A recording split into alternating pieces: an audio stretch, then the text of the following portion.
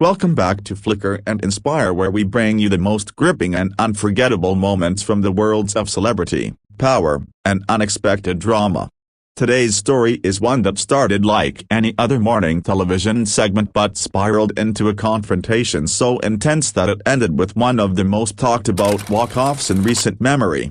This is the story of how Meghan Markle, Duchess of Sussex, left the set of Good Morning America after a fiery clash with co-host Michael Strahan that no one saw coming. The lights of the GMA studio glowed as cameras rolled. Outside, New York City was waking up, but inside the brightly lit set, the atmosphere was buzzing with attention no one could quite place.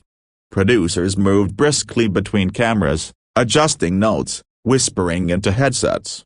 The segment had been hyped for days. Meghan Markle would be sitting down for an extended conversation about her philanthropic work, her upcoming projects, and a special documentary she was producing.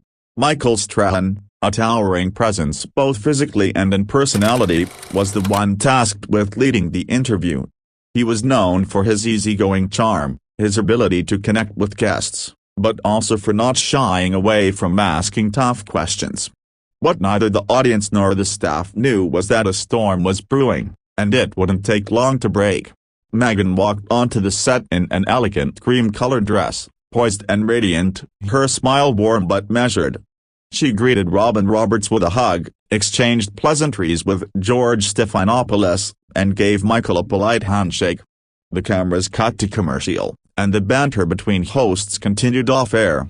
Michael, still smiling, leaned slightly toward Meghan and joked about spilling some royalty during the segment. It was light-hearted on the surface, but Meghan's eyes flickered in a way that hinted she wasn't entirely amused. The red light came on, signaling the live broadcast. Michael opened the segment with a warm introduction, highlighting Meghan's achievements and charity work. At first, the conversation was smooth, focusing on her latest documentary about women in leadership. She spoke passionately, gesturing with her hands, her voice steady. But then Michael pivoted. "Meghan," he said, his tone still light but his eyes sharper now, "you've spoken a lot about leadership and resilience, but some critics say that your own public image has been shaped as much by controversy as by your work. Do you think the drama surrounding you sometimes overshadows your causes?" A slight pause hung in the air. Meghan's smile faded just enough for the camera to catch. "Well, Michael," she began carefully, "it's easy to focus on sensational headlines. But my work speaks for itself. People who truly care about the issues pay attention to the actual change being made, not the noise." Michael nodded, but he pressed on. "Sure, but don't you think that sometimes the noise is created by choices you and Prince Harry make? Like stepping away from royal duties. The interview's a broken bar even today. Some would say you're here more as a public figure than as a philanthropist." Robin Roberts subtly shifted in her chair, sensing the tension. George Stephanopoulos glanced toward the producer as if to ask whether they should steer this in another direction. Meghan's tone grew cooler. "Michael, with respect, I think it's reductive to say that choosing to live authentically somehow undermines my credibility. I'm not here to relitigate decisions my husband and I made years ago. I'm here to talk about real work that impacts real lives." Michael smiled, but it wasn't the kind that softened the moment. "But the public still connects the work to the person, right? And if the person is seen as divisive via broken bar." "Divisive to whom?" Meghan interrupted, leaning slightly forward.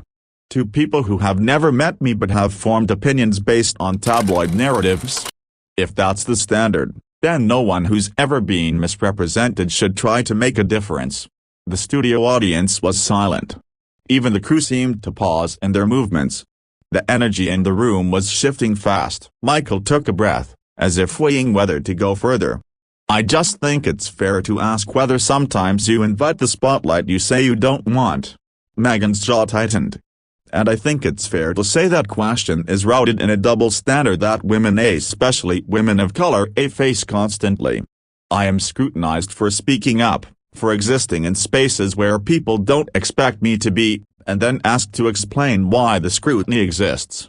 Maybe the better question is why we keep doing that instead of focusing on solutions. Michael's eyes flickered. "So you're saying you take no responsibility for any of the media narratives?" Her voice was firm now. "I take responsibility for my work, my words, my actions. I do not take responsibility for the distorted stories others choose to tell. If we want to talk accountability, let's talk about the media's role in perpetuating harmful narratives, including shows like this one when they choose to focus on personal drama instead of substance." It was the first real break in the morning show politeness. Michael's smile flattened. Robin shifted again, trying to jump in, but Michael spoke before she could. "Well, Meghan, we're here to ask questions our viewers are interested in. That's part of the job." Meghan's voice stayed calm, but her eyes were locked on him.